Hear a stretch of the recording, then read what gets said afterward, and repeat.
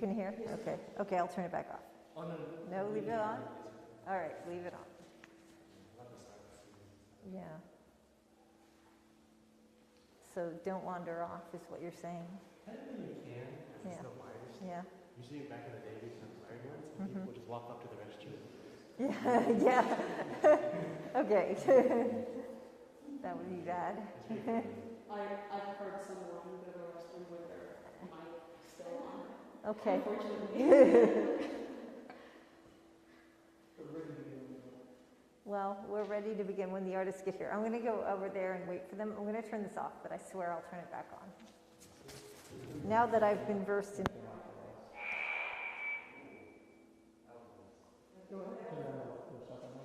Turn it down.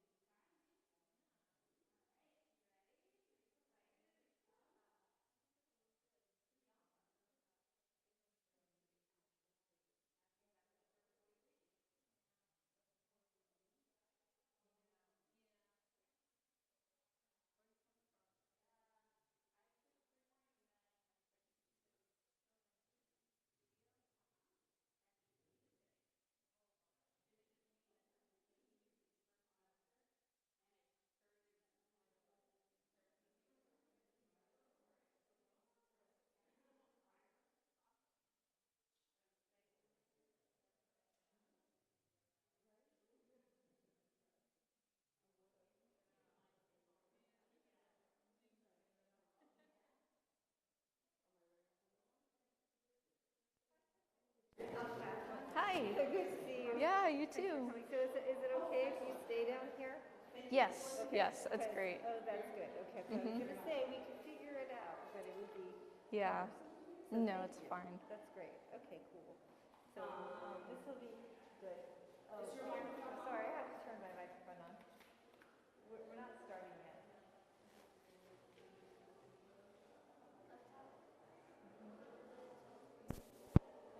Yeah. Now it should be on. Okay. Usually we don't quite start. I don't know what time it is. But we need to wait until people are here. Give it another 5 minutes? Yeah, can we give it another 5 minutes? Yeah. Okay, you got your mic. So yours is turned on, unlike me. They did all the work. Yeah. I just got here.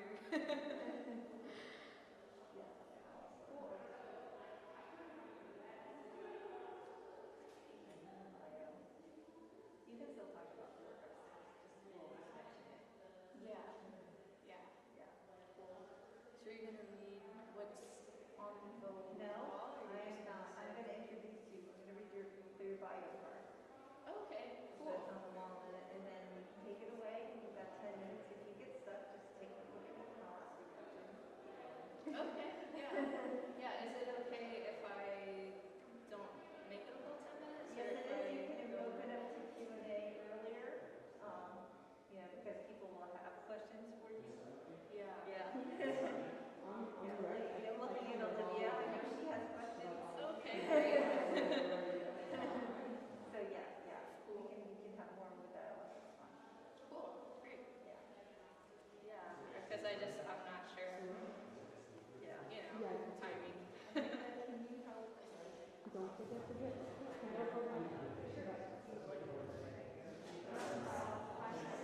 What's that? Oh, great.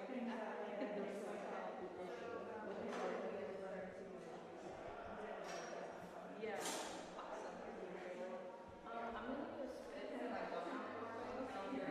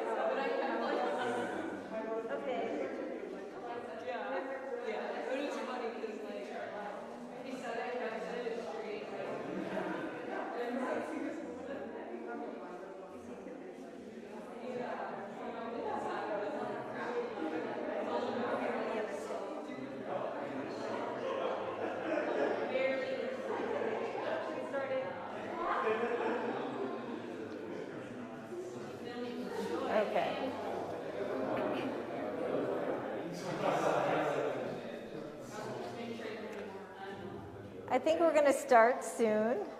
So, everyone, thank you all for being here. I am Catherine Veneman, Curator of Education at the Blaffer Art Museum, and I'd like to welcome you to the Artist Talks for the School of Art, University of Houston School of Art 44th Annual Master of Fine Arts Thesis Exhibition.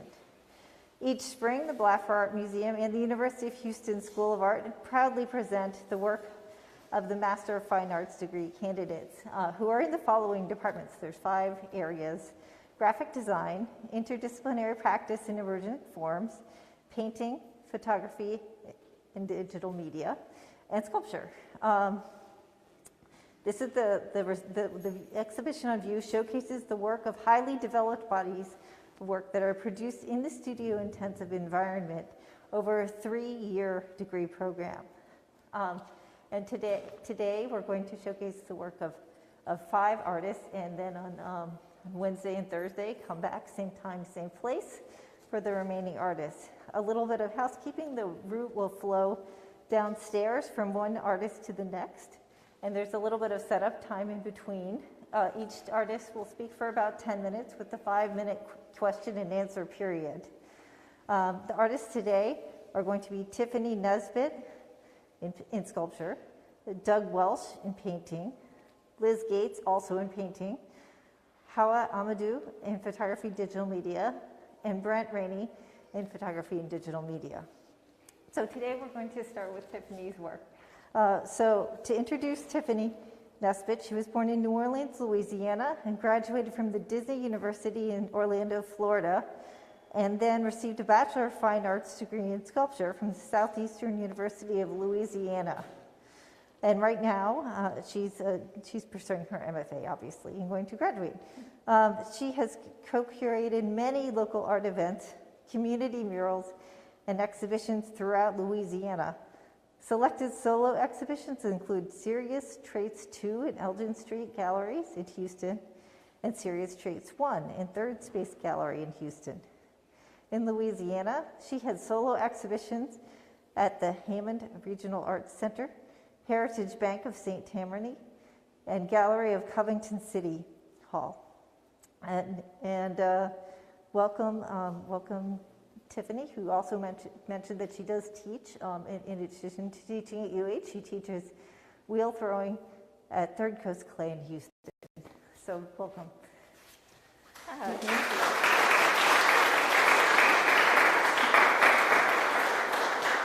Great, thank you, Catherine. That was great. And thank you, everyone, for being here. It really means a lot.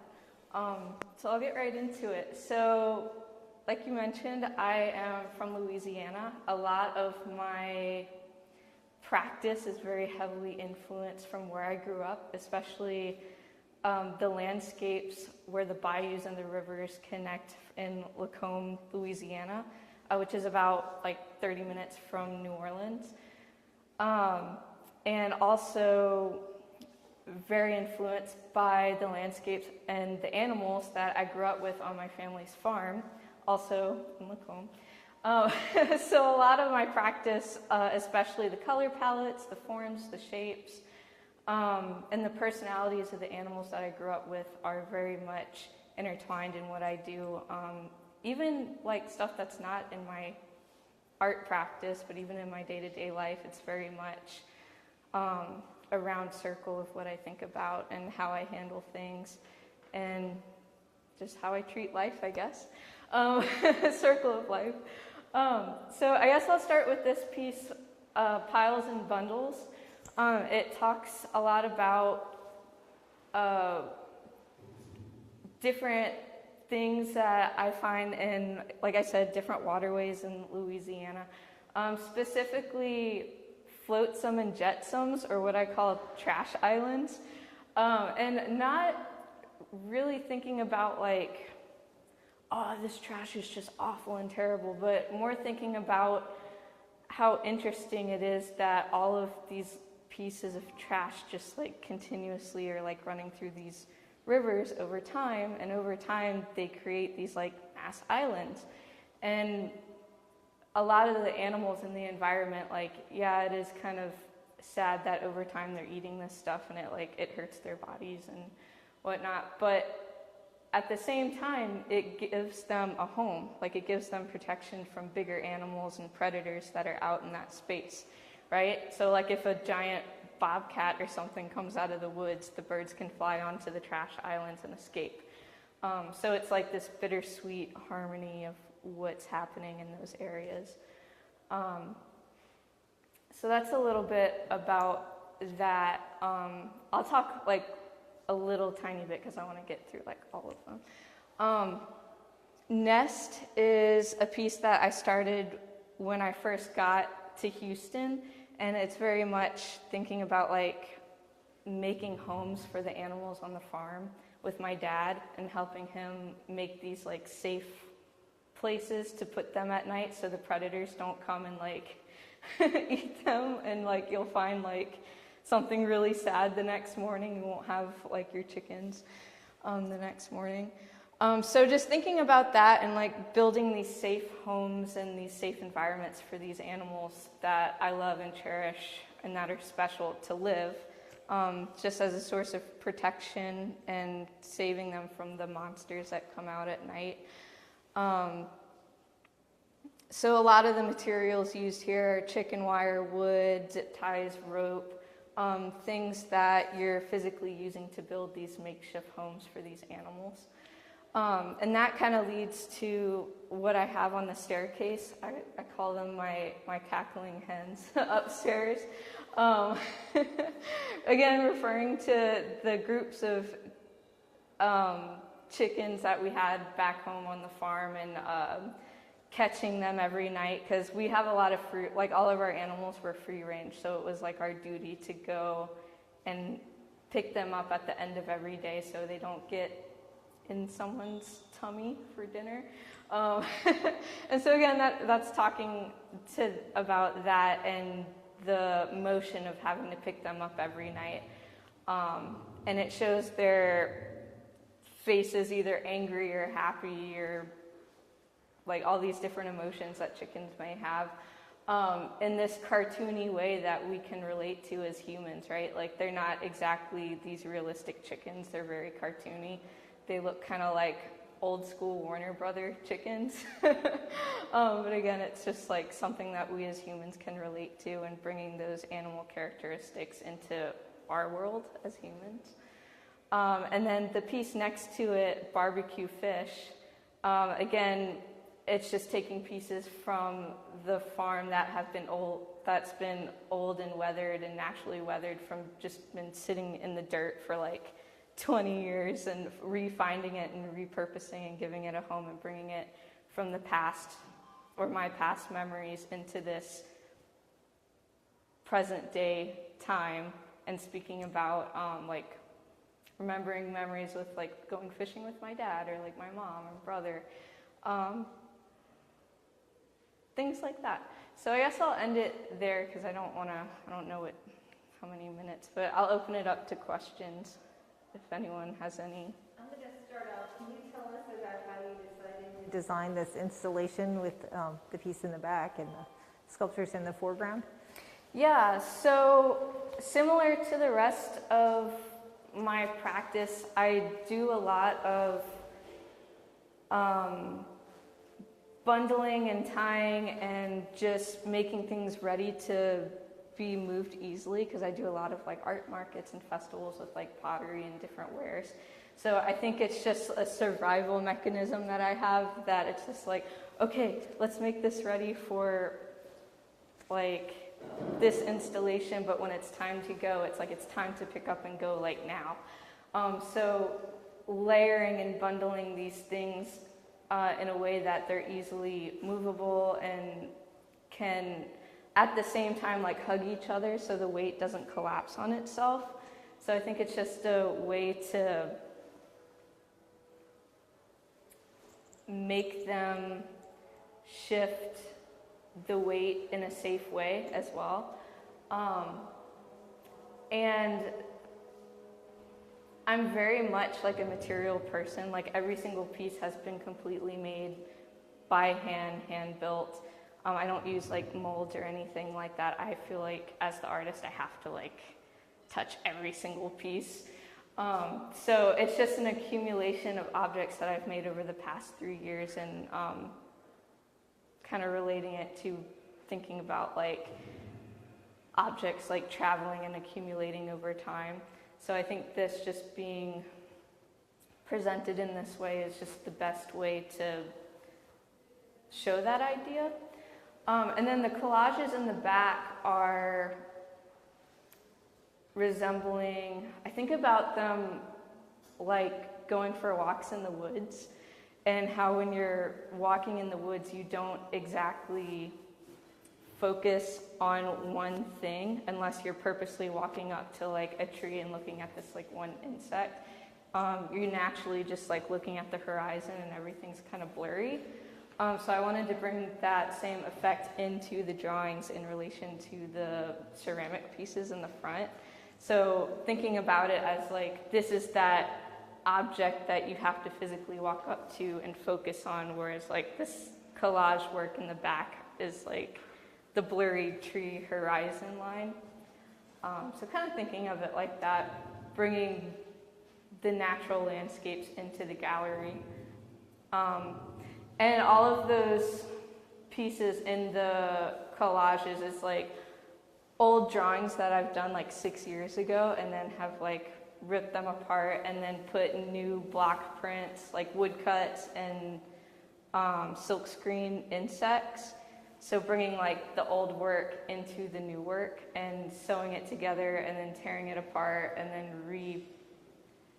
re-sewing it and taking it apart and re-sewing it until it's like that space of fine lines between blurry and not blurry. Yeah, did that answer? That's a long question. Yeah. Long answer to the question. Yeah. Other Yeah. questions? I'm really intrigued by the way you speak about how your pieces kind of have this idea of like responsibility and protection as a big part of them. And I was hoping you could speak a little more about how that connects to this notion of a community being represented at the same time that you also have all these individual pieces that make up this community, and what that kind of means to you. Yeah, thank you, that's a good question. Yeah, when I was making this, like I said, like when I'm making these objects, I'm making them all completely individually. I'm thinking about these, how each one is completely different, even though I'm making them in a similar format. They all have different scratches on them, they all have different carvings on them, all different like paint textures and glaze textures. But then when I'm physically binding them together, I'm pushing them into these almost like family groups, where there's these ones that I've made are similar, but they're still individuals, but they're being brought into these families. And thinking about like these little bundles as families, and then them being pushed into these greater communities, which it's just like anything that's living, like even plants, animals, like they all have their individual purpose in life, but they're still very much related to their siblings and their parents or cousins, friends, whatever objects around them. Thinking about it like that, yeah, thanks. Yeah. Yes. I was wondering if you could talk about your relationship to color and the works here specifically. Yeah, so I'm very much drawn to natural colors, like stuff I find, like I grew up with a lot of really rich greens and really rich blues and yellows in the environment that just naturally happen, a lot of tropical plants. So when making this, when I first started, I didn't realize that was why I was so drawn to it, and I kind of figured that out as I was making. And actually, when the pandemic hit, I went home for spring break with my family, to my family in Louisiana, and then I got stuck there. And then whenever I was there, I realized, like, this is why I love, like, these colors and these palettes, is because I grew up in it. Like, I feel like I reek of it. Like, everything, like, even in my house, it's just, like, the same color palette. So even moving to a different state, it still is carried with me wherever I go, and into my practice. So that's where the color palettes are coming from. Yeah, as of now.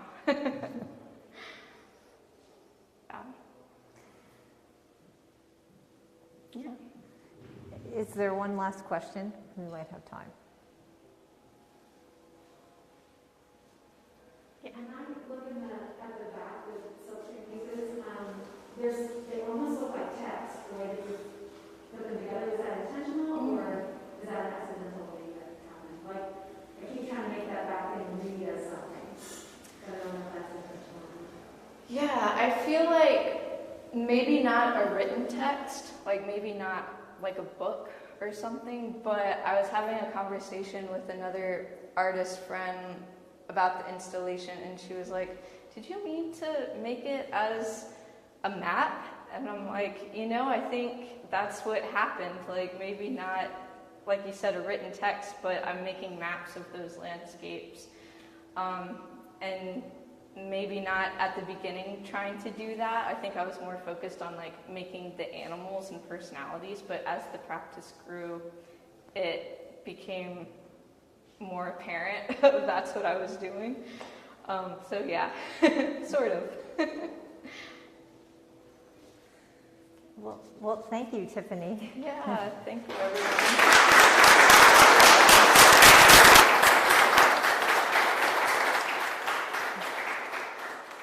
Okay, we're going to transition in that direction to Doug Welsh's work.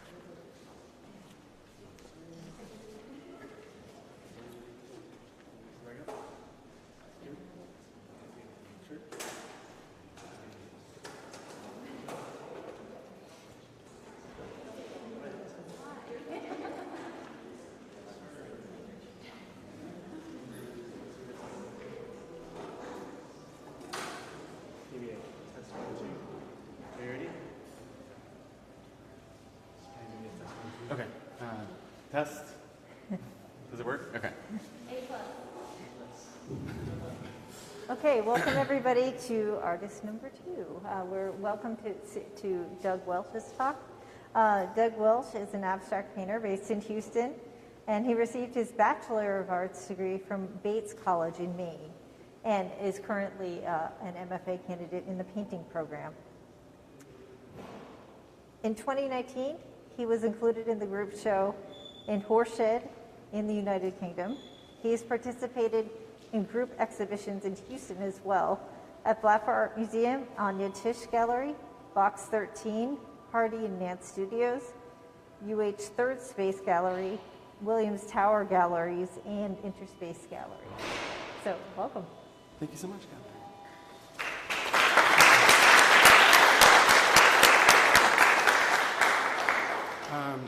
Thank you all for coming. That really means a lot to me.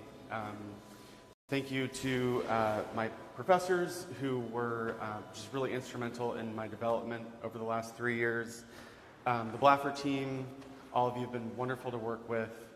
And then, family and artist friends.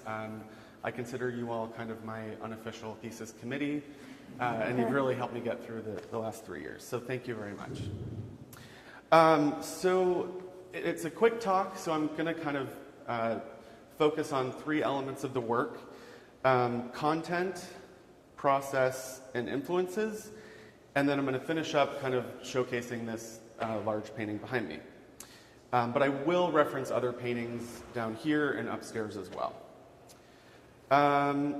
So in terms of content, I think of this body of work as life raft, which is a way in which I navigate the world in and out of my studio.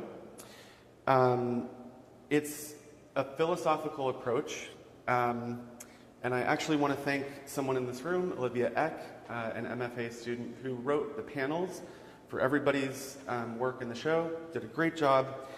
And she came up with this phrase, which I really like, which is the philosophy of stability in regards to my work. I think that's really what I'm trying to get at, both in terms of making the work, but also the work itself. It's a way of navigating the world in which I can arrive at a sense of balance. I'm really not interested in kind of the lows or the highs, but just kind of staying in the middle. And that impulse is tied to, it's like I resolve paintings because I want to resolve something within myself. And the way that I do that, or the way that I access these kind of intense emotions within myself, is a ritualistic practice of listening to music, a single song on repeat. So every painting in the show, including this one, has one song that I listened to over and over and over again while I was making that painting.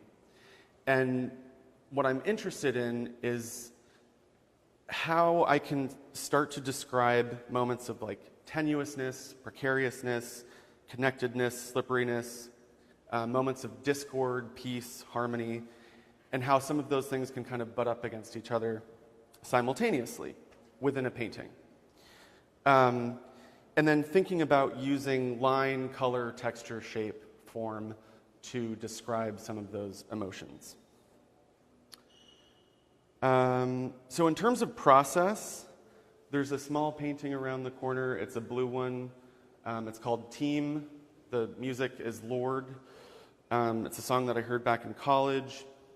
And you'll see kind of this textured ground that's kind of in the furthest reaches of the painting.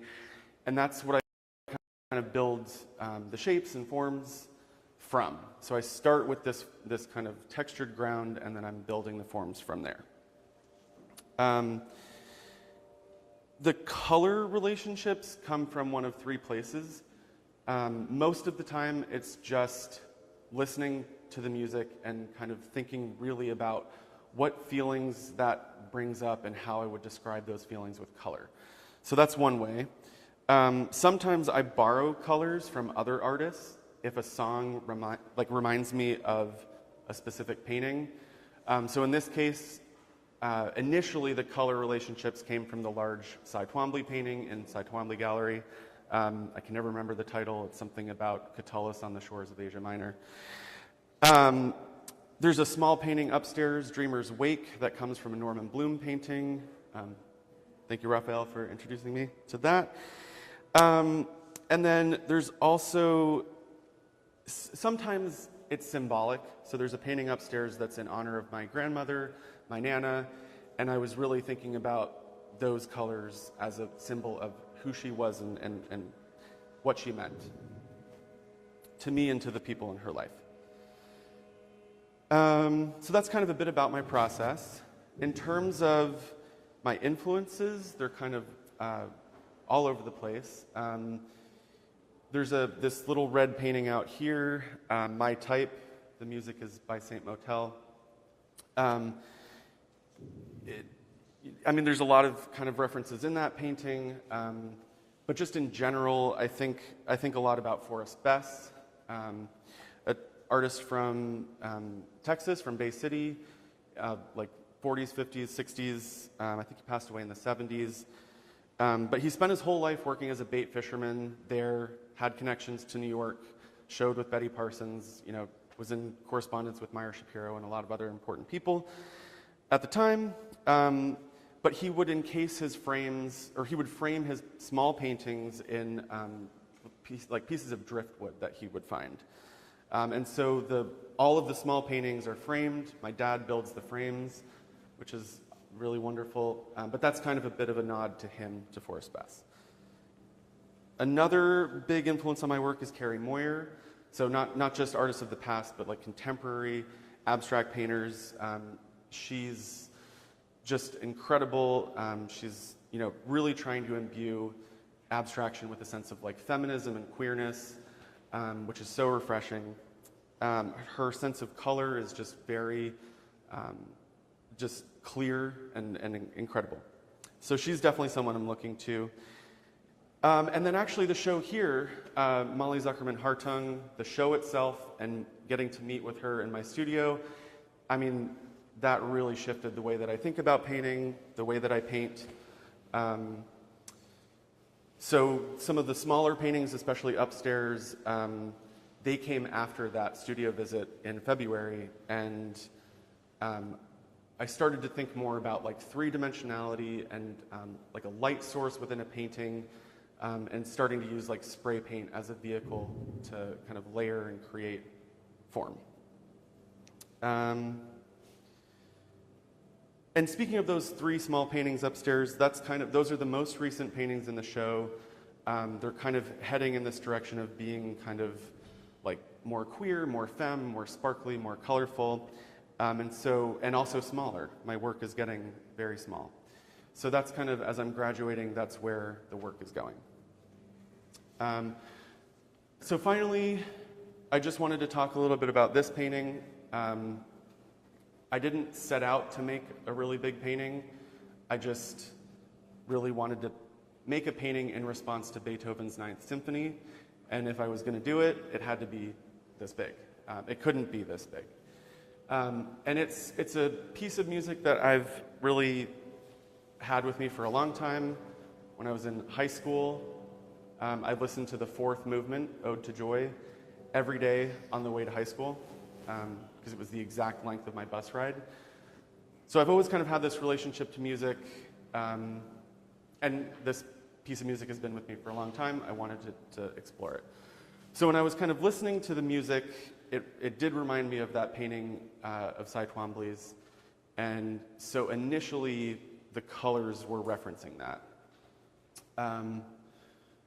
There are 4 panels, because there's 4 movements in the symphony, and at the time, like this, I started this painting a year ago, so this was kind of a few months into this body of work, and at the time I was really trying to like translate the music into feeling and emotion, which I've come to realize is kind of impossible. So I was literally like, this panel is movement number 1, this is movement number 2, 3, and 4. But it just wasn't working, it wasn't functioning. It felt like 4 separate disjointed pieces trying to make sense of each other, and they just weren't happening. So I turned it against the wall, and I didn't look at it for like 3 or 4 months. And then when I came back to it, I knew that I had to just kind of like disrupt things to kind of see new relationships, new connections. And so that's where a lot of this, like the dripping, the staining, the pouring came from. And then I came back on top and tried to think of it as like one cohesive painting. And that's how I arrived here. So thank you very much. Okay, thanks. Guys, we have time for a few questions. I guess I'll just start one off. You talked a lot about kind of the process of making this work. How in general do you approach like, balance and composition and rhythm? Because, especially because your work is so linked to music. Yeah, that's a good question. I think a lot about harmony and a lot about balance, and I want that within myself and I want that within the work. And so, I may introduce a moment of like precariousness or, discordance, but I ultimately want the piece to feel like a sense of harmony and balance. Yeah. Yes. Thank you. I wanted to know when you're making this decision to choose a song that a work is going to be motivated by, what sort of factors you take into consideration, or if you feel like there's certain types of music that you feel especially drawn to? Yeah, that's a good question. It really has to be something that I can listen to like 500 times, but also like that pulls some strong emotion out of me. it can be any genre, classical music, opera, you know. A lot of the music these days is kind of synth pop, you know, 80s to present. But like in that painting out there, the red one, that just was this kind of burning feeling of like passion and you know, really wanting to be with somebody. And so like that piece of music kind of jumped out at me.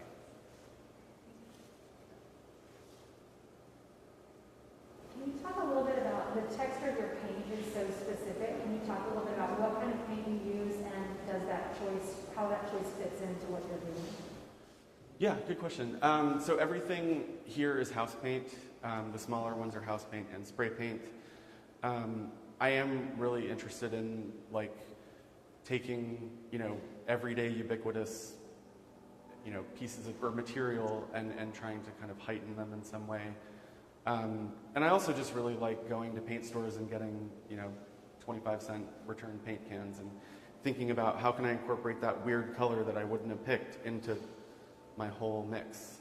So it adds an element of like chance to it. Yeah. You also talked about the layering that happens through the final piece, how you work through that layering, or if it's layered at all.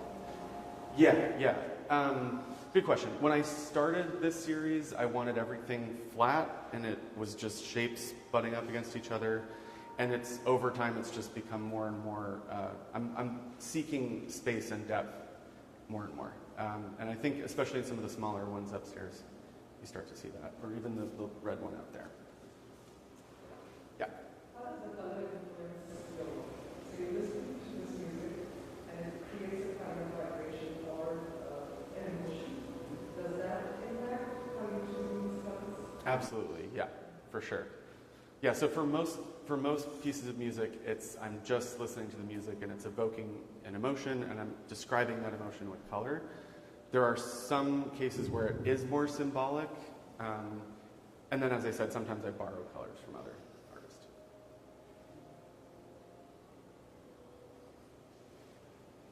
Okay, well, thank you so much. Thank you very much.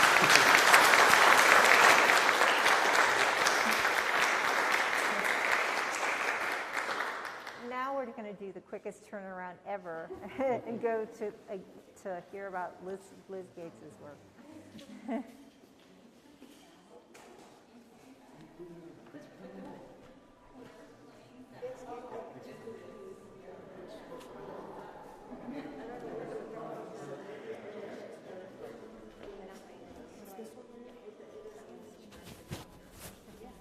I would maybe ask Wonka if she can turn it off. I was turning my mic off. Yes, yeah, thanks.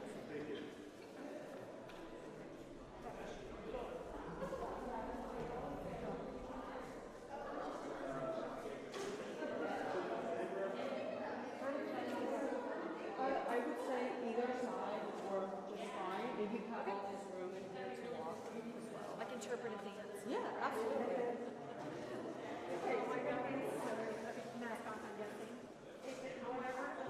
Okay. I probably have a mask mark on my nose.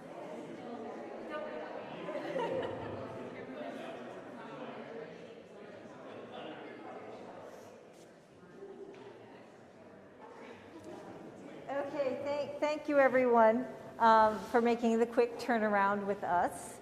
And I will just quickly introduce Liz Gates. Liz Gates is a Houston-based painter whose work has been shown at the Blaffer Art Museum, the Lawndale Center for the Arts, Hardy and Nance Studios, Splendora Gardens, Elgin Street Studios, and Third Space Galleries, all here in Houston. Her work was also featured in Go Forth, an exhibition commemorating the 1977 National Women's Conference, which was here in Houston. Gates will receive her MFA in painting from the School of Art at U of H. So welcome. Thank you. Thanks, Catherine. Thank you to the Blaffer. Thanks for everyone coming. It's nice to see so many friendly faces.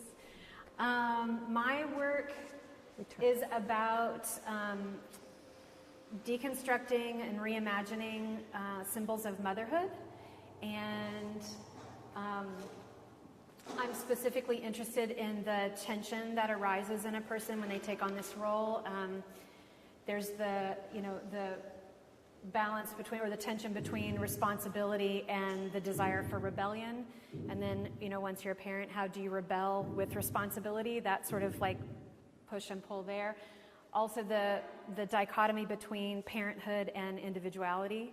And that is affected by where, the hierarchical prominence of motherhood in your identity itself, in your list of identities. I started this body of work during the pandemic. It was sort of this perfect storm of my youngest son was moving out, so I was having the empty nester stuff was happening for me, and then the scariness of this whole pandemic situation left me for a lot of time to sit and go through this sort of spin cycle of self-evaluation as a parent, as a mother, and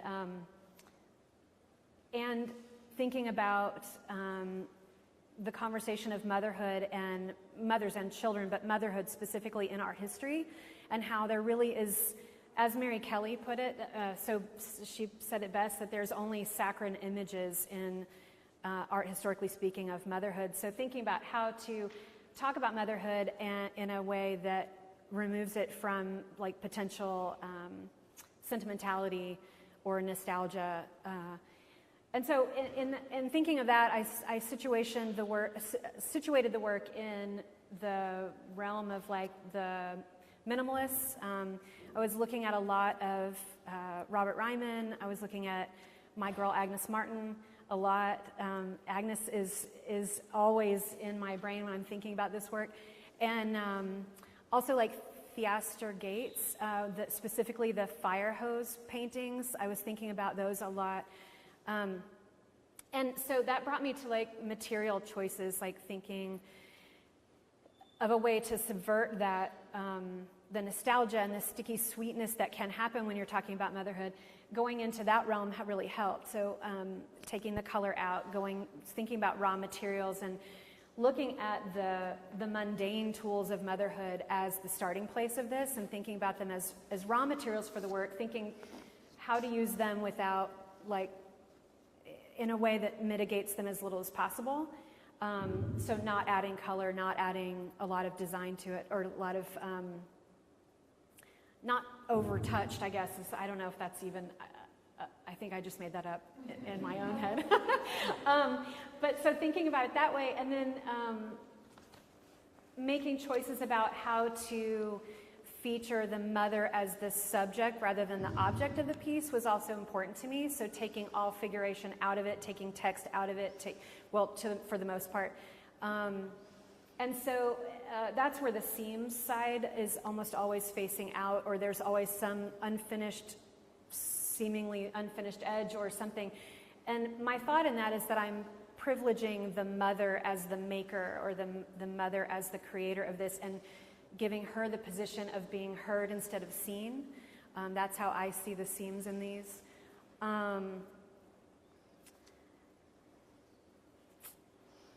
Yeah, I think I'm nervous, sorry. So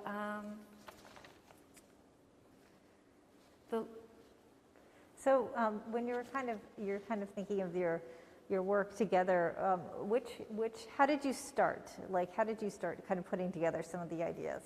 This was the first piece that I started with. I was thinking about, again, back to the materiality of it, thinking about the tools of the trade, so to speak. So diapers is one of the first things that you think about when you're a parent or becoming a parent or in the throes of it. And I approached them, again, as raw material, and looking at, could I use this? And looking at them in such a different way. I've like a deep understanding of them, a lot of personal connection to them, good, bad, and ugly. But looking at them as material changed everything for me, because they're actually really wonderful to work with, and there's so many different kinds to play with. So thinking about that, but then also considering their history, whether it's cultural or personal, like I said, and how that history is going to play into the work. And then, through the manipulation of them, reimagining the history in current culture, and in my own personal state as a mother whose children are now living elsewhere. And so, reimagining all of this stuff, reimagining the materials, reimagining myself through the process. That's part of what I was going through when I started the work. Yeah. And how does the viewer kind of, I've just watched a lot of people come to your work, and what do you think is the process of transformation in the work from an ordinary object to something that's more aesthetic?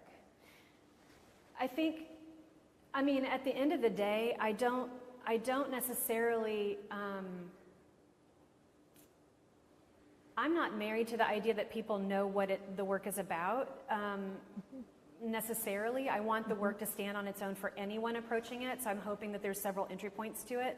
There are some people that walk in and immediately know that these are diapers. They automatically go, whoa. There's some pretty strong reactions. And some of my friends, specifically their moms, come to the show with them. They're like, oh, whether that's good or bad reaction, it depends. So, yeah.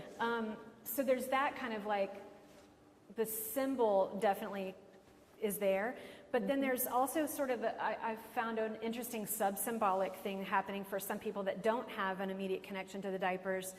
And I don't know what that is exactly. I was reading a lot of Bracha Edinger's work when I was doing this and thinking about the sub-symbolic and how the sub-symbolic stays in the maternal realm. It's kind of a push against Lacanian theory about, once you enter language, you move from the maternal world to the phallic world.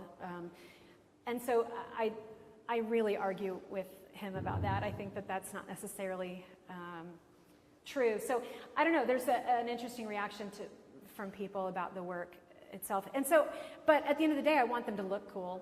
So the formal aspects of them, going back again to Agnes Martin and Robert Ryman, and thinking about these kind of things. So in this particular one, thinking of those as brushstrokes, but they're sort of empty brushstrokes. So what does that mean? I don't know, I'm still processing that sort of aspect of the work. Yeah.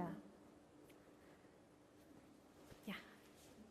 I'm glad you brought up this idea of kind of thinking about your work more formally and not necessarily being tagged to the idea of having a viewer need to necessarily know Right. what's about in the same piece. And on that note, because at the opening and everything, when I've been talking to people about your work, people are always very curious about what the text reads on this piece over here. And I wanted to know if you could speak a little bit more about the choice to have words in some of it's spelled out on the title of the work, but the choice to have something that is so representational almost, but maybe not necessarily obvious what it is or what it has to do with the work. Okay. The text in this one comes from a poem that my daughter wrote about her childhood. And I thought it was important to include the voice of the children in the work, because without the kids there is no mother. None of this would have happened without them. I'm very, very close to my children, and they're just my favorite people. I'm super lucky. And so working with them, talking to my son and my daughter, both of whom are writers, different kinds of writers, but very creative, about the body of work, constant conversations with them about it. It's been really interesting. And so in choosing to put a voice in, this is the only piece in the show that has that. There are other pieces in the body of work that reference the child's voice in there, and I was trying to do it in a way that the mother's voice and the child's voice, there's no hierarchy between the two, so I was trying to do that so that this fit in with the the arc of the piece. And it was important to me that it not be super legible, though, because I think we're taught to read our eyes go straight to letters, and so while I wanted the text, I didn't want it to be the first thing that you noticed in it. But it says, she went to great lengths to keep lit the nighttime black, sticking her tongue to the roof of her mouth. That's just a line from that poem that my daughter wrote. So that's where that text comes from. Yeah. Doug? I'm wondering if you could talk about your relationship to painting and if you see these paintings. I do. I get that question a lot, like, are you still a painter? And I mean, it's a weird question because I haven't touched paint in like 2 years probably, or almost 3. But I still think like a painter, so I think that matters. It's not at all that I think that these aren't sculptural, but I just think of them as paintings because that's how I process this, and I think that's also why they live on a wall. They're very, as two-dimensional as they're going to be. Like, I think that's partially why. As I move forward, I'm also, the thing is, as a painter, I think we are very spoiled with the canvas and the stretcher, and it comes, and you build it or you buy it and you have it, and then you have this surface already there, and the support that's already there, and you're creating the surface on it. Moving away from that has been a real education about what our sculptor friends deal with, because it's like the Wild West. Like, you don't know what this thing's going to do or how it's going to react. So it's been interesting to see how that changed my work. And changed how I thought about that. But yeah, at the end of the day, I still think of myself as a painter. So I guess these are paintings. They're just objects, really, more than anything else. Yeah, Jen.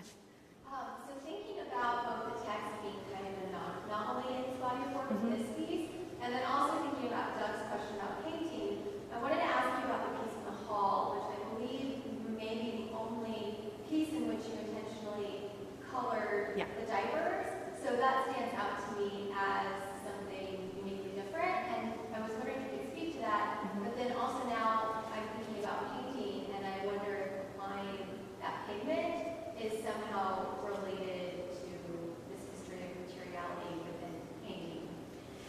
That's a great question. That is the most recent piece, and so I'm feeling the pull to come back to color, and but because I started this body of work with this concept of raw materials and like using the materials as they were unmitigated or not very mitigated, I kept fighting with myself. I needed a real reason to do it. I needed a reason to add the color and it needed to fit into the work for me. And so at the same time, interested in all the conversations going around about art, making art, and making art that even the process of making art is not necessarily good for the environment, like the materials that we're using and things like that. So getting interested in like eco-dyeing and what alternative things can we be doing. So I started playing around with eco-dyeing. One of my daughter's best friends owns and raises a dye garden, which is so amazing. And so working with her a little bit to figure out what can you do with this stuff.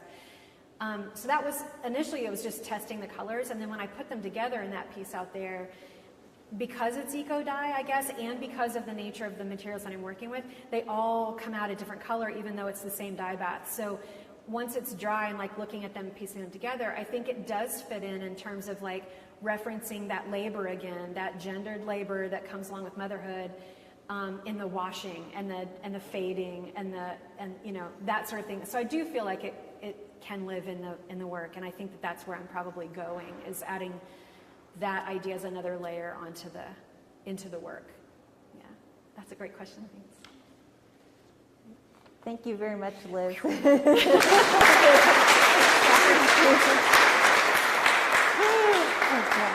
So now we're going to transition for the last 2 artists to the gallery on the other side of this wall. We'll start with Haoua Amadou.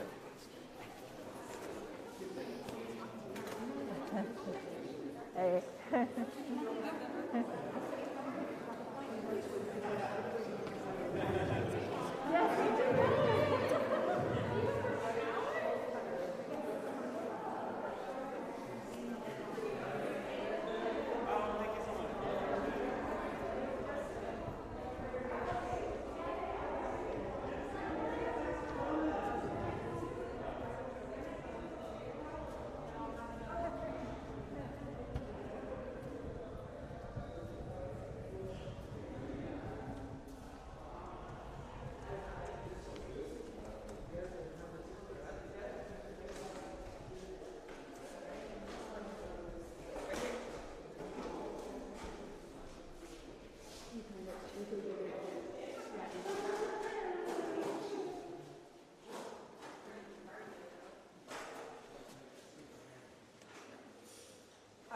Welcome, everybody, to the next phase.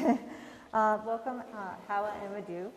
Haoua is a visual artist and instructor at University of Houston. She earned a BFA with a concentration in photography from the University of Louisiana at Lafayette. And she'll receive her MFA degree in photography and digital media. Amadou is a French citizen from Cameroon. She moved here to Louisiana with her family in 2009 and has been in the U.S. since. Amadou's interest in photography has stemmed from the darkroom, using digital analog technologies. She loves the aesthetics of the process and the challenges that it creates. Her work is an investigation of the challenge of the migration and identity ambiguity through the medium of photography and video. Amadou's work was featured in the Alliance Française de Singapore as a finalist for the 10th FSPAA in Singapore. So welcome. Thank you. And thank you everyone for taking the time to come and look at our beautiful show. I'm going to go straight into the work. So my name is Haoua. I am a foreigner, and I use my work as a way to deal with trauma, identity, displacement, and just questions about life in general. So welcome to my head, to inside my head, basically. So this body of work is a response to my migration journey. A little bit about my background. I moved from Cameroon to France when I was 6 years old, and I didn't know that I was moving away. I was told that I was going on vacation, and then I never went back. I went back afterwards, but mostly on vacation twice, but I never really had that conclusion with myself after leaving my home country. And then when I was 12, I moved to Louisiana, and the moving process was a little bit more easy because I was aware that I was moving. Then you had the language barrier, because believe it or not, when I moved here, I didn't know how to speak English, and that was that. So when I started my journey here at UOH, I had a lot of questions about why families even moved. And then I started thinking about the fact that oftentimes we talk about the stories of parents moving away, but never of the children that follow their parents and knowing what is happening to them. So I decided to use my 3 years at U of H kind of like to critique in a way and question my mother's best intentions, which is a challenge. So a lot of my influences stems from conversations with my mom. I also look at artists like Jindeka Crosby and Sandra Brewsters, who also deal with displacement and family matters.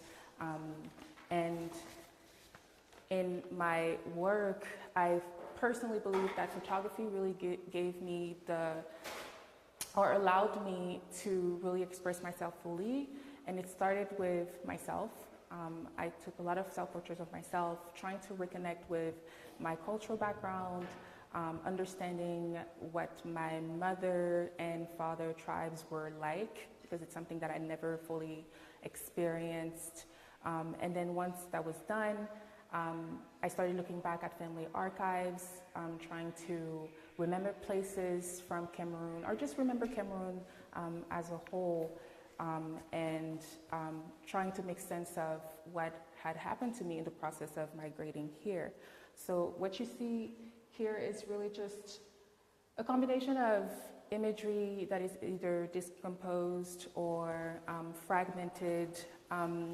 You have some that have been left intact, and that's really just how clear a memory is in my head. And then the ones that are a little bit more distorted, it's really me trying to navigate and understand how I could bring some form of comfort and conclusion to me leaving that space. or that place. And I also use African fabric in my work, both authentic fabric that you would find in my home land of Cameroon, and then also imported Dutch African wax that a lot of you are familiar with, which is also called Ankara in the work.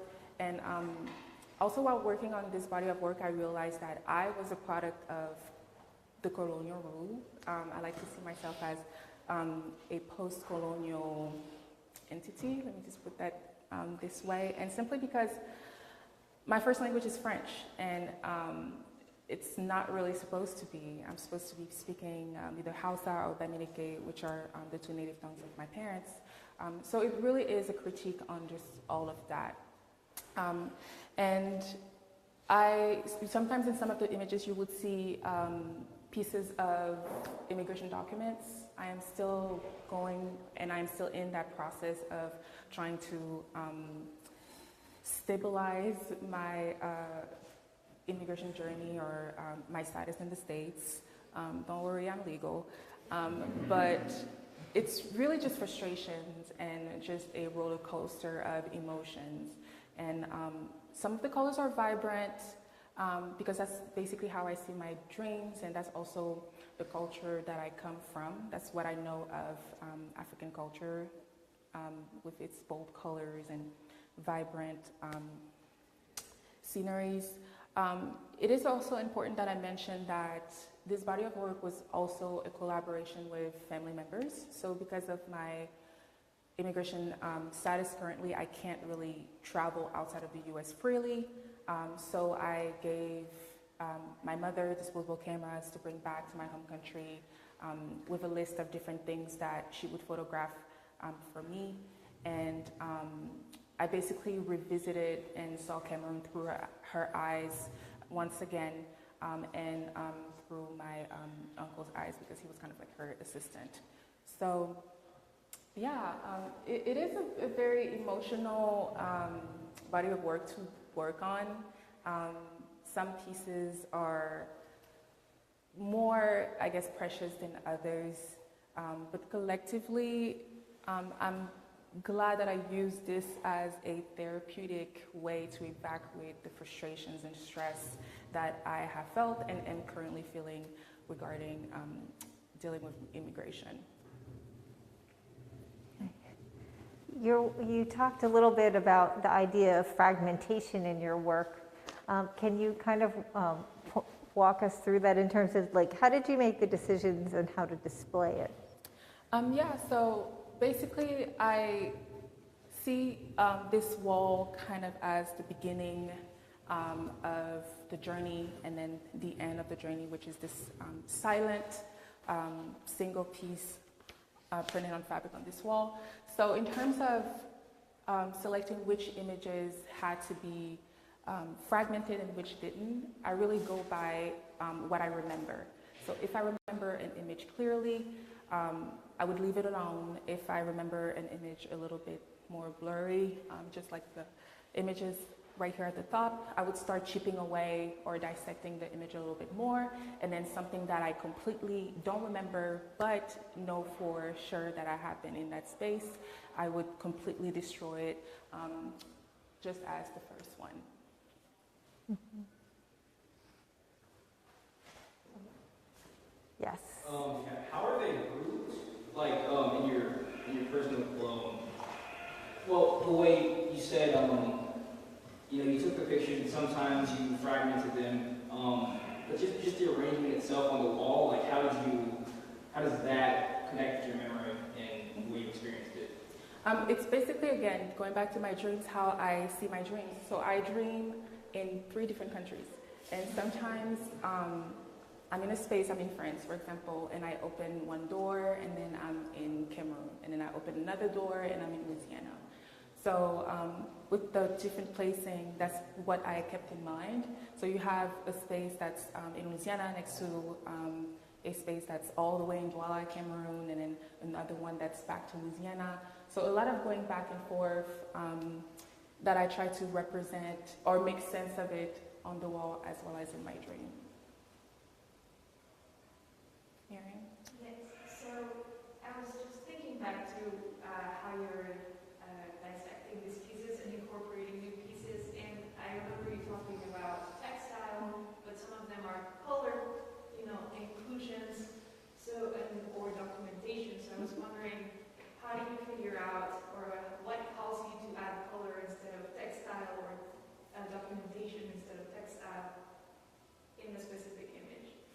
When you mean textile, do you mean fabric? Sorry. Yeah. Well, I think of where the fabric is from. So for example, for this piece over here, I called it a self-portrait of myself and my mother. This piece of fabric was made where I was basically born, in the same block, in the same neighborhood. So with that, I decided to pair it with a photo of kind of like a record of my birth. The actual picture is flipped, and I thought that the text would be a better indication of where I was from, although it is in France, but it's kind of like giving you guys a better understanding of where I come from, just because of the French language. But in other images, as that one, I think more so of the colonial, like not the colonial consequences, but the colonial component that has brought me here. And I go back to thinking about why people move in the first place and why they move to the land of the ones that have colonized them. So depending on that, I think of, okay, this fabric would go better with that one. And then I also think of like the values, something a little bit more, like less vibrant for my black and white prints versus something a little bit more colorful for images that have more vibrant and bold colors. I hope that makes sense. Oh, shit. Sorry.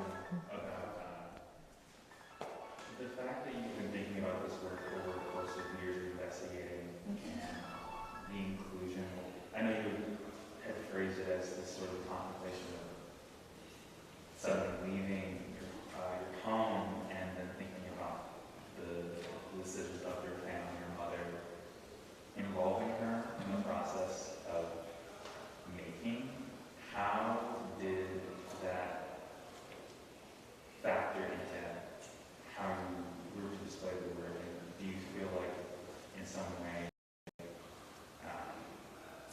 she is a part of your artistry outside of the critique?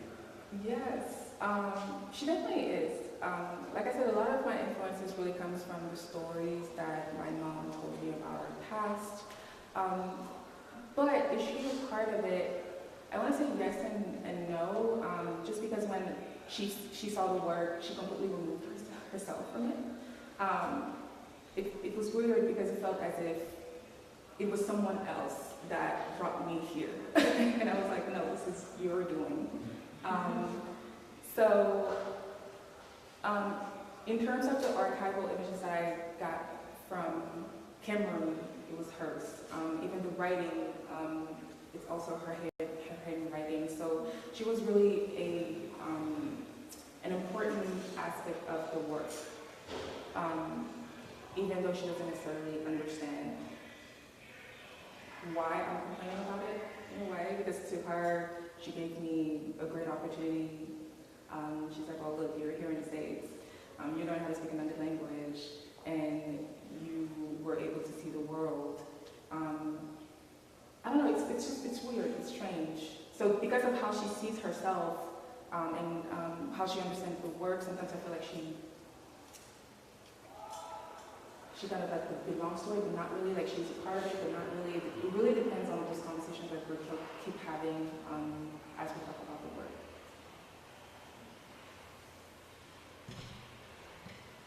Is there a final question?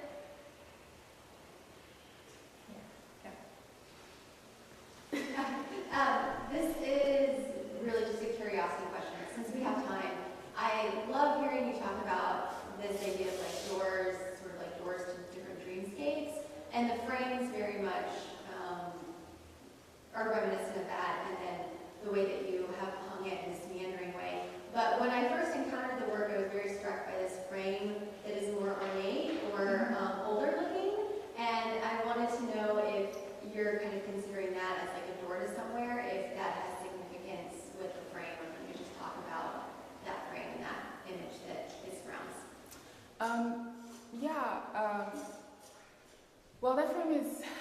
started with this image really just because of the type of film that I was using.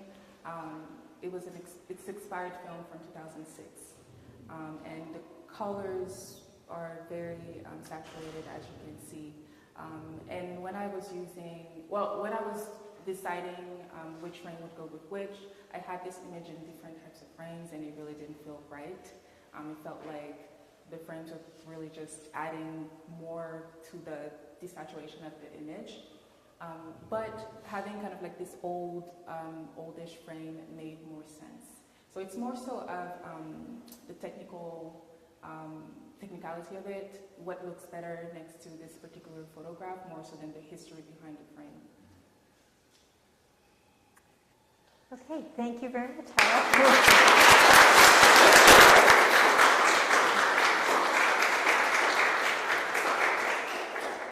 And now we do a very quick turnaround that will take us a minute.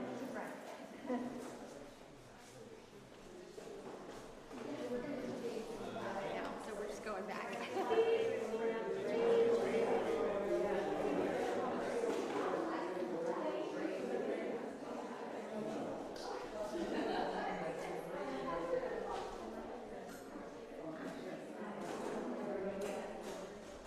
Okay, welcome to our final artist for day one out of 3 days, 3-day artist talk. We welcome Brent Reaney. Thank you for being here. Brent has published and exhibited photographic works internationally. Having lived and worked as an artist, journalist, and entrepreneur on 4 continents, helps Reaney quickly achieve rapport with a wide range of portrait subjects. He's strongly influenced by documentary storytelling, both in and out of the studio, while understanding its challenges and limitations. He is the founder of Edge YK, an alternative magazine based in Canada's subarctic. Today, he sees photography as an increasingly democratic visual lingua franca used to disseminate a wide variety of ideas. And he'll receive his MFA in photography and digital media from UH this spring. And he also holds a certificate in contemporary practice from Tilt Institute at the Contemporary Image in Philadelphia. So welcome. Thank you. Yeah, it was really interesting listening to that for the first time. but thank you for the great introduction. And I just wanted to say that this week has been really great to be in this room with Haoua, because it's made me think about the things that we share and the ways in which we're different. And I think having just heard her talk, you might kind of hear some similar things from me too. So I am, as mentioned, Canadian. I've been in the US for about 8 years. And over the past 2 or 3 years while I've been here, I've been thinking a lot about, like, obviously, like, to some extent, like, what makes me so interested in photography, or how have I used photography, or how do I think about photography? Sometimes in ways I get pushed to think about that when I don't want to, but that's okay too. But I've been thinking about how I've used photography through the years, and I thought, one thing I've always done with it, I've never really been like a carry a camera everywhere person. That's just not how I do things. I've never felt the need to kind of constantly document. But I have always kind of used it to take notes on places. Like I've also lived in a lot of places, and I've sort of like, when I can't deal with it, I'll like make a picture, and then I'll come back to it, and I'll think about, you know, what's in that picture. And I've done that kind of, even from when I first picked up a camera probably 20 years ago. That was the first work I did, was kind of like exploring Toronto and just going places I hadn't been before, and sort of like helping me make sense of it. And the other thing I've always kind of done in every place I've been, and this is something I really believe in, like I certainly believe in reading and research and statistics and all these, they're important facets of things, but I think you can learn a lot by talking to people in places. And so I always talk to people. I've just always kind of like wanted to meet with people, or just in passing, or everywhere I am, I'm sort of asking questions. And so I'm always trying to make sense of the new place that I'm in. And so I'll have these hypotheses that I'll like present to people and say, well, what do you think about this? And you know, if someone says, yes, it's just one vote, but maybe I'm right? So, and so that got me thinking about, like, about 5 years ago, I started shooting with people in the studio, and that came about at a time where I'd kind of been in the States for about 3 years, and I was still kind of, it's a complicated place, as we all know. And so I was trying to understand it. And so I started to understand it through just talking to people in the studio. And so I would bring people in the studio for like hours at a time, and we would just talk. And the talking started because I didn't really know what I was doing kind of technically with the camera, so I'd be trying to cover up for the fact that I was like, so how's everything going today? Good? This kind of, kind of classic cheesy studio photography. But then it ended up into a space where I was asking people about things in their life that were really difficult or intense, or things that they, had wanted to reflect on or were willing to reflect on, and just trying to think psychologically about what a portrait meant. And so I'd kind of amassed like hundreds of these, and I sort of just submitted a portfolio here of like these like pictures that all kind of look similar. And then I was lucky enough to be accepted, but I started thinking when I was here, well, what can we tell from these pictures? Like, I've got all these pictures, and I've got all these people I've met, and all these things I've heard, but what can we actually learn from the picture? And so that got me thinking about how to kind of expand portraiture. And so the people here, this is a very similar process to what I was doing before I came to grad school, but it's done in Houston with people I know in Houston. And it led me to the point of the idea of like the psychological surface. So a lot of times when we're looking at a picture of a person that we don't know, we're sort of just seeing what's inside ourselves. So we're seeing things that we've experienced, we're seeing people we know, we're seeing things that we think about the world, and we're just dumping that right into the picture. And I think, I do think it's possible to create a space or an image where we can connect with it human to human, because there's something in it that we recognize as a facial expression or something happening in the mind. Like, I do think it's possible to create that connection, but beyond that, I think a lot of our read of a picture of someone we don't know, particularly in a studio portrait, like a placeless place, is really about us more so than the subject. And so when the pandemic hit, I had to stop doing this, which actually turned out to be great, not for my mental health, but very good for the work in a way. So I started thinking more about, well, what can we do if I can't connect with people, or if it's harder to connect with people, where can we go, what can we do? So I did tons of things. I was photographing objects, I was looking at objects, I was trying to do different things. But then I thought about places, and I thought, well, if looking at a picture of a person tells us about ourselves is kind of an imperfect way to get to know something about someone, maybe looking at a place where they feel good, or something that says something about them, where they feel says something about them, can tell us more.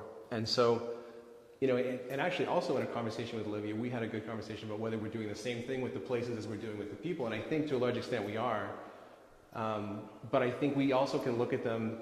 There's a potential for us to tell more, maybe, from the objects, from the space. Like, I think there's things that we could read that might hold up. I'm not sure. We have to kind of look at them more often. And so I think it's important also to point out that the mirror is kind of to let us know that we are looking at ourselves. I think it's always good to look at ourselves. I think it's important to say that the places do not connect with the people. I'd originally connected the places with the people, but then I felt like the people next to the places were serving sort of a crutch in terms of like having that place to dump everything and then look at the places. So the places themselves actually, even though people are kind of like, I think, playing a game of who goes where, which I think is fine too, because it kind of holds up as to, but the places are actually separate from the people. So there's people as places, and then psychological surface in the studio. And the third project I have here is a bit more experimental, and a lot of people know that I work on, actually probably mostly in books. And this is a project that's very much a collaboration. Listed as a co-author is Gabriela Marquez. She's right now in Brazil, but was working on a cruise ship in Galveston. And we had worked on a story thinking about it through the lens of a portrait of like how to represent a place that a person has a relationship with that's very tenuous. So this person is coming to this place, looking at this place, thinking about this place, but doesn't know anybody in this place, doesn't know anything about this place. And so how to tell a story using a combination of kind of like words, there's audio over there that's kind of intentionally low volume, kind of bring you close to it if you do want to listen to it. But her story of her relationship with the place, and then we were kind of collaborating and making pictures, and these pictures are kind of designed in a way that to take away the preciousness. They've been moved around, that's great. So I wasn't sure anyone would move them around. So I want people to move them around. Sometimes I want the photograph to be precious. They kind of tell you I'm a photograph, get out of my way. And there's other times where I'm like, no, it's a photograph, and it is a photograph. So let's move it around. Let's make our own story, make our own memories. And then the envelope is here that you can sort of add or take away the pictures in the story. So that's it. So, in looking at this series, I felt as if you were almost like a detective. Mm-hmm. Can you explain a little bit more about your idea of portraiture Sure. So, yeah, I think it's kind of fine to feel like a detective. I think looking at these, and I definitely think, you know, a lot of these are constructed, and I think that's fine. I mean, they're constructed in collaboration with the people who kind of are represented by the places, but you know, there are things that are moved to a certain place. There's objects that are placed in certain places. I think some of it feels kind of happened upon. Some of it feels a little more constructed, but I think they all are designed to kind of give you clues to lead you somewhere. And again, how reliable that place you end up is, I'm not entirely sure, but I do feel like it might be a little more reliable than just the studio portrait alone.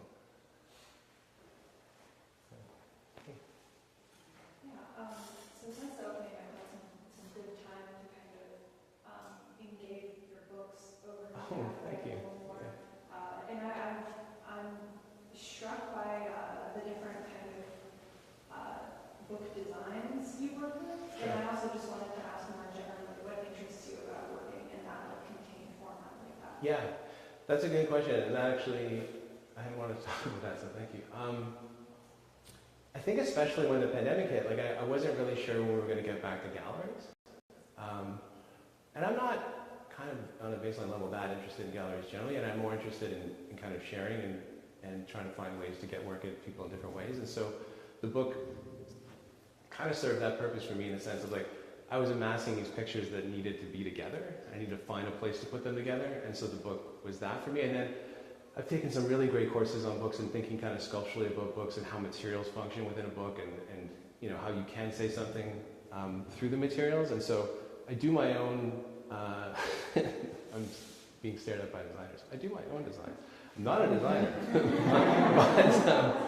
but I do like to think about design. I do like to think about how space functions. I do like to think about how things come together. And so it started in response to being in my house and thinking about, will we ever be able to come back together again? How can I put this work in a way that I could still share it? And it just kept going because it just seemed to make a lot of sense, particularly with photographs in terms of working together. I'm not a designer. Like going for that, I was mostly just curious if you always have a picture, a portrait of a person, if you always take the portrait of their space, or do you only ever have portraits of the space and not the person, or vice versa? Is there a rule you follow with photographs? Yeah, there's no real rule. A lot of these people, I do have pictures of their space. I am kind of like, and in the sense that like this exhibition is this exhibition, and also just with input, you know, I try to work as collaboratively as possible, and so I do have to thank Stephen. We had fewer pictures, and then he recommended having more, and I think it works better with more. And so this is like a selection of, you know, these people are people who have helped me actually, so in a way it's kind of a self-portrait of people who I know and have been really important in my time here. But to answer the question, like, I kind of feel like in some respects, like not to depersonalize it, because I have a lot of respect for the people who are willing to sit with me and collaborate with me and be vulnerable in front of the camera. But to some extent, it's also a data set with different pieces. So I'm sort of like, I think of people as different layers. So if I've got an object, I've got a space, maybe I have these different parts. And so there might be times where it makes sense. And maybe eventually there's a 12-piece series of images that becomes kind of an extended portrait, you know? So, and for me, it's just interesting for people. I've never really been interested in like celebrities or people, you know, in certain positions, or trying to kind of find something that ties people together, whether it's like young Republicans or whatever you want to, like I've never needed that. And so each time I photograph something with somebody, it's just another layer of getting to know somebody better. And that's a win for me, you know? Yeah, right. A little question. Oh, sorry, yeah, sure. Sorry. So the thinking about how you can build a whole chapter, or let's say, of one person, have you thought about putting a whole book of people in your life, where each chapter is each different person, or would you like compile people into books that way? Yeah, no, that's definitely on the long list of things I think about for sure. And it's like the idea of like multiple ways to represent people, or even representing myself. I've just kind of thought this process, like I cook a lot and I spend a lot of time in the kitchen, and I've started taking objects that are part of my life on a daily basis and like shooting them on the kitchen counter, which is like, I don't know if it works yet, but I am always kind of thinking about these different ways to represent things. But I'm still very interested in studio portraits. I mean, people say like, do you want to make a portrait? I'm like, yes, like let's make a portrait. Like let's start there and let's see where that goes. You know. So, Brian. This is because of you. I have a new found respect for portraits. Thanks. And your practice and being able to get the studio shoot. You mentioned something about detective, and I think about the way you investigate with your lens and interrogate spaces. Even you mentioned earlier about if something is feeling like it's too much, you would take a picture, just to store it away. At the time, we in a better space to revisit it, and I think we all kind of do that in our crafts. And I just wanted to say that out loud. I appreciate it. I appreciate that comment. And I don't know if we're closing, but I definitely want to say that like the people that I've been working with the last few years have been great on all levels, like as artists, as people, as collaborators, as critics. So I just want to get that out there too. Thank you.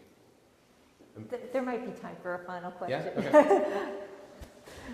Go ahead. I wanted to ask you about your choice of painting, because as we were talking about your work, having this conversation with Haoua's work, his frames, one thing that I was really drawn to was how integrated these works are into the actual space, into the wall. And then hearing you talk about maybe the importance of sort of like dethroning this untouchable photograph, and then also hearing you talk about book design. Is the choice to not have frames something new, and is that related to this idea of maybe viewing these walls as a layout space or a book page, or somehow de-emphasizing this sort of stereotype is that photography is being very precious?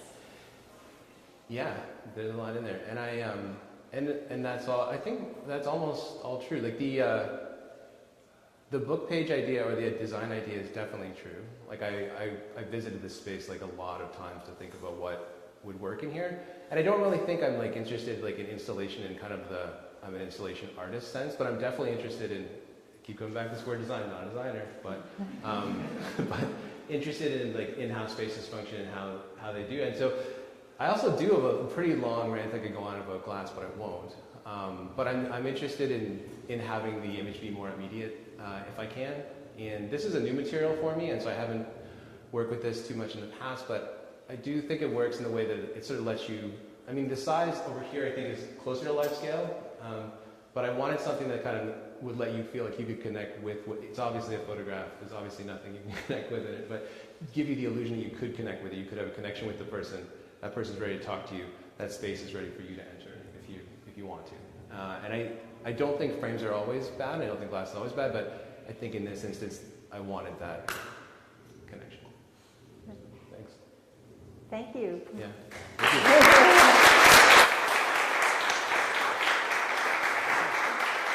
So let's thank all of the artists who spoke today: Tiffany Nesbit, Doug Welsh, Liz Gates, Haoua Amadou, and Brent Reaney. And stay tuned for tomorrow, same time, same place, and Thursday. The remaining artists will give their talks here at the Blaffer. I also just want to, quickly thank our partners at the School of Art, all of the faculty there, and as well as the other graduate students, and my colleagues at the Blaffer, our director Stephen Matticio, and Youngmin Chung, and everyone else who worked on this, including Olivia Eck, who many of you have heard asking questions today. She's our Blaffer Fellow graduate intern. So thanks to everybody.